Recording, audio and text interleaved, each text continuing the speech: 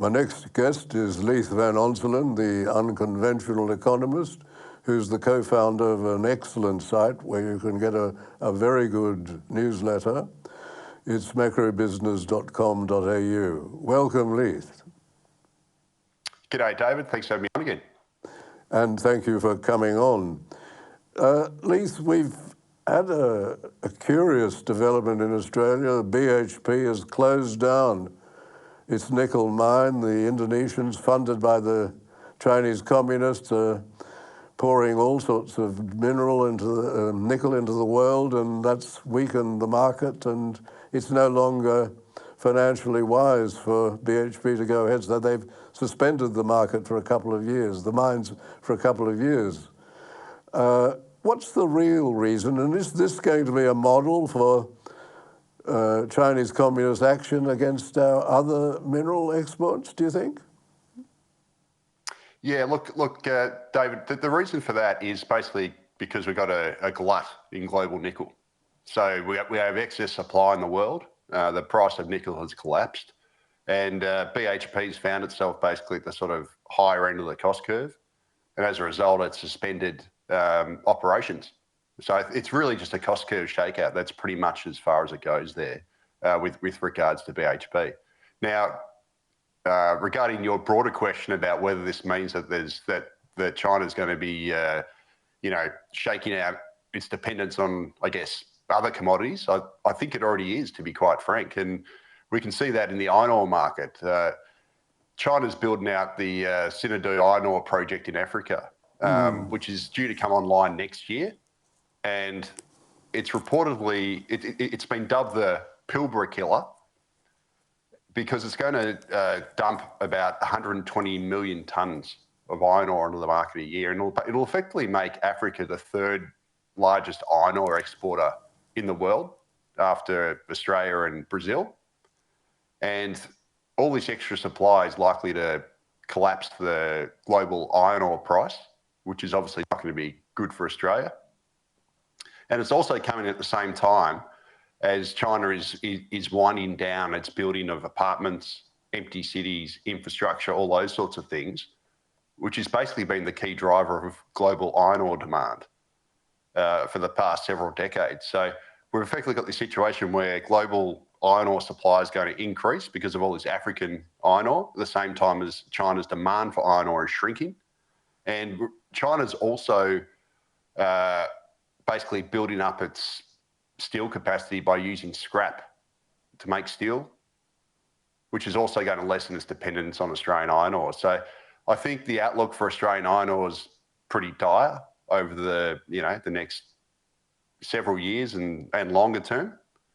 And when global iron ore prices do tank, it means obviously that the federal government's going to get less corporations tax, which is going to harm the federal budget as well. And you might remember a few weeks ago, we talked about how Australia's benefited, has been the biggest beneficiary in the world from these surging commodity prices over the past decade or so. And that's according to economist Chris Richardson, former Deloitte Access Economics economist. He estimates that the federal government gained an extra $100 billion in corporate taxation. Well, a lot of that's going to reverse out if we do get this iron ore collapse, the collapse in the iron ore price, because it still is, our biggest export. Given that the federal government seems to spend a lot of the money on waste, it seems to pour an enormous amount of money down the drain. This is going to give new discipline to the federal and state governments, isn't it? Yes, it will. And look, it also comes at the same time as we've got all these extra expenditure items, which are becoming more problematic. So, for example, we talked about a few weeks back the National Disability Insurance Scheme. So that's currently costing taxpayers about $40 billion a year. And projections from the Parliamentary Budget Office tip that it could cost up to $100 billion within around a decade. Now, that would put it on par with the age pension for costs. So we've got these growing costs on the federal budget, both through population aging as well. Obviously, we're going to have less taxpayers to go around, but also these expenditure items like the NDIS, which are massive. which are going to, create a bigger weight on the taxpayer at the same time as corporations' tax revenue from commodities, i.e. iron ore, likely to fall. So it's a pretty dastardly situation here, and it also gets back to the stuff we talked about previously, whereby Australia just isn't taxing our energy exports properly. So we're talking about gas here, and as a result, we don't have this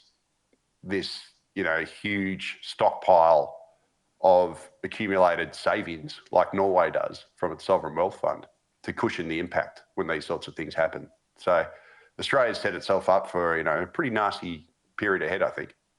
Yes, and as you rightly point out, we don't have a domestic reservation policy on the East Coast. So we have to import our own gas at world prices, which seems to be the most stupid thing to do that you could possibly be involved in. Yeah, and at the same time, David, Japan's re-exporting about half the gas that we send it. So, and China's also re-exporting about a third of the gas that we send it. So we've created this ridiculous situation whereby we are exporting over 70% of the gas on the East Coast. We don't have a reservation policy, so we're exporting the overwhelming majority of it. Most of it's going to China and Japan, etc., who are getting more of our gas than they actually need, and they're actually re-exporting it for profit at the same time as we have a shortage on the East Coast here, an artificial shortage, which has driven up our gas prices. Yes. And also thereby driven up our electricity prices, because gas is one of the key generators of electricity, and especially and it sets the marginal cost of electricity. Mm. So you could not stuff it up even more than what Australia has done here on the East Coast. It's a very unsophisticated method of government, isn't it? Oh, absolutely. It's very it reeks of, I don't want to say corruption, but there is it's either idiotic government or it's there is a bit of tacit corruption going on there, I think.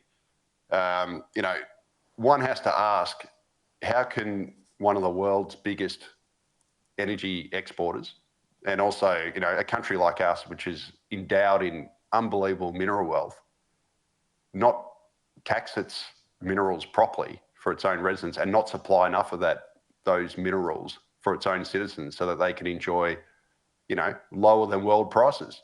I've said previously that the United States now has become the world's biggest exporter of liquefied natural gas. It overtook us about a year or so ago.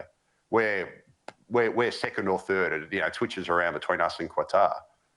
And yet Americans pay $2.50 US a gigajoule for their gas, which is about $4 Australian. We pay between $12 and $25 per gigajoule on the East Coast, depending on the day. So we're paying 3 to 5 times as much as Americans pay for gas, despite the fact that we export over 70% of our East Coast gas, and we sell it cheaper to China and Japan than we pay for it ourselves. So the whole thing's just ludicrous. And as a result, we've got manufacturers closing down left, right, and centre because the cost inputs in Australia are just way too high for them to be competitive. And I mentioned previously that Australia's last plastics manufacturer, Qenos, announced earlier this year that it's going to close, and it announced this week a close date later on the year where it's going to totally cease productions. That means that Australia will now no longer have any capacity to create its own plastics. And this comes at the same time as the Albanese government wants to do its future-made manufacturing, subsidies, whereby it wants Australia to start making its own solar panels, its own wind turbines, all these sorts of things, all these areas that we're never going to be competitive in. And those things that Albo wants Australia to build require plastics. Yet last plastics manufacturers about to leave the country because of high energy prices, which didn't need to be, purely because we don't have any domestic gas reservation on the East Coast. So the whole system's just become farcical. Albo wants us to become a manufacturing powerhouse in renewables, but we're only going to build those things. We're not even going to build them. We're really just going to be an assembly line. We're going to import all the materials and just assemble it here. And we're only going to do that because of taxpayer subsidies. Well, we wouldn't do it otherwise. And yet all the inputs that are required to build those things are leaving Australia because of high energy costs. Whereas what really we should have done is we should have reserved gas on the East Coast. We actually have a mechanism called the Australian Domestic Gas Security Mechanism that was brought in by the Turnbull government, which allows the federal government to reserve gas in times of emergency like we have now. And we could simply cancel some of the export contracts. The export contracts have in them force majeure, which basically says that if the federal government were to implement some sort of policy change, that those contracts can be null and voided. Well, why didn't the federal government do it? Why didn't we pull back some of our exports to China, for example, where, as I said, we're exporting more gas than they need, or even to Japan, and keep some of the gas for ourselves, regulate it at a low, old-fashioned cost-plus pricing, which is what most developed countries use for utilities regulation. So, for example, if the gas can be pulled out of the ground for $3 a gigajoule, they're only allowed to charge $4 a gigajoule to local customers. So they get a 25% markup. That is your standard, domestic cost-plus pricing utilities regulation. And why isn't Australia doing it? That's the question. Well, I think it's very valuable that you've pointed out the force majeure provision in the contracts, which allows them to get out, allows the government to get out of them in those circumstances. Just a final question. The private sector economy looks as though it is in great difficulties where it doesn't have government business.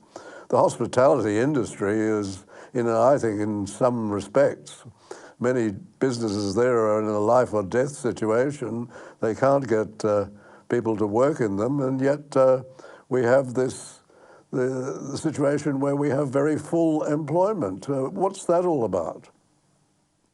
Well, look, it all gets back to the thing I spoke to about earlier, David. It's the NDIS. So, strangely, the Australian Bureau of Statistics today released the June employment data, and it showed that the unemployment rate, it did tick up by 0.1% to 4.1%, but that was only because we had a rise in labour force participation. The more interesting thing there was that we actually supposedly created 50,000 jobs over the month, which is double what economists projected. And for some reason, the employment market has remained strong over the last year, yet the number of jobs created in the private sector in the last 12 months has been dead flat. We haven't created any jobs.